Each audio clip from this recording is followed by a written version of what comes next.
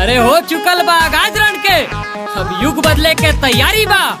इतिहास अब उहे बनाई करे जा जेकरा नाम के आगे बिहारी बा। जय बिहार जय बिहारी।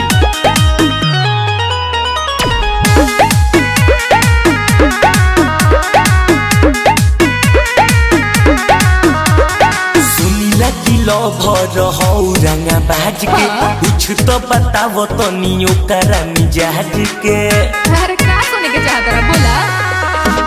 सुनीला की लवर हो रंगा बाज के कुछ तो बतावो तो नियो करा मिजाज के। सुना बानी के पगड़िया करेला रंगदारी, ये मिनट में दी गरमी उतारी। जनुआ हमार होवे पकिया बिहारी, जनुआ हमार होवे पकिया बिहारी। अरे जितना उड़े के बा उड़ लो लोग, लेकिन हिसाब सबके बरियार होई। सारा सामने दिल्ली गुजरात ना करे जा, रंगदारन के राज्य बिहार होई।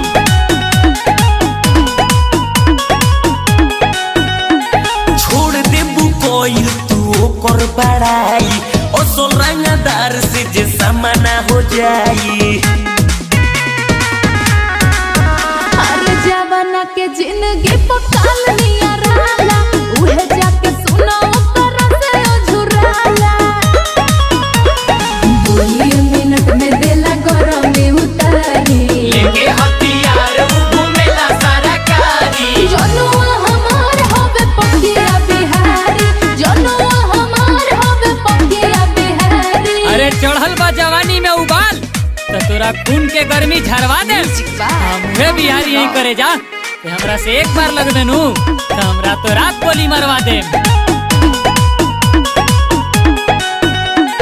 भइल बुरी मानवा में तोहारा भरम बा, दोसरो तो हो रानी केहू से न कम बा।